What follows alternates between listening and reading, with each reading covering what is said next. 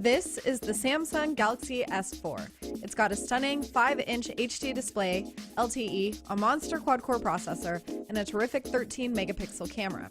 It's got a ton of other features besides, and all of those together make this one of the top smartphones you can get.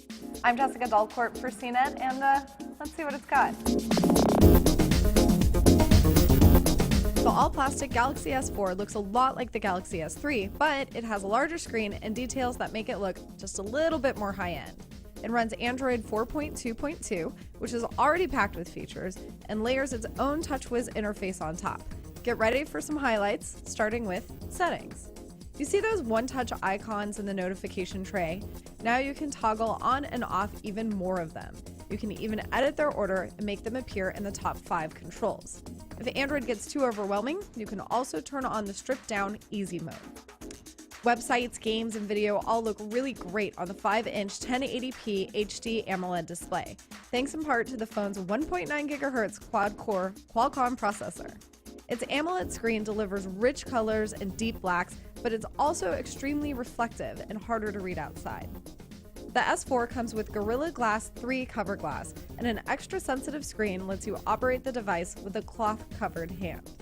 Do you want to control your phone with your eyes? You can, sort of. New features do let you scroll the screen up and down when you tilt it, and you can pause and resume video when you look away from the screen and look back. Something called AirView will preview items like an extra browser tab or a photo in the gallery when you hover your finger over the screen. The S4's 13-megapixel camera and 1080p HD camcorder are really great, and the 2-megapixel front-facing camera, it's not that bad either. Of all of these new settings, Dual Shot is definitely my favorite. It will insert photos or video using both the front and rear cameras into the same frame. There's also a mode called Drama that arranges an action sequence all in one shot, and an animated photo mode that moves a portion of the scene and freezes the rest. Sound and Shot is one mode that adds a 9-second voice caption to your photo, but it only plays back on a Galaxy S4 device. Now, the problem with all these fancy tools is that you really have to plan out in advance when you're going to use them. So I just wound up taking most of my photo and video in regular old automatic mode. Image quality was really good in outdoor and well-lit situations, and I could even crop photos that I took from far away without losing very much detail at all. Video was also really crisp. Here's a neat feature. You can use the S4's IR Blaster to control almost any TV and DVR player.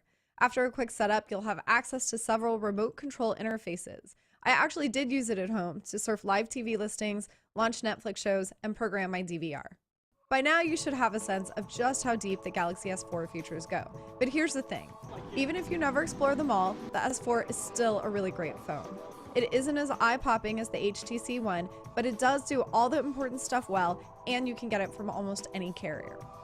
The Galaxy S4 starts at $200 on contract for the 16GB model and goes up from there. So there you have it, folks, the power-packed Samsung Galaxy S4. For even more details, read my full review at cnet.com.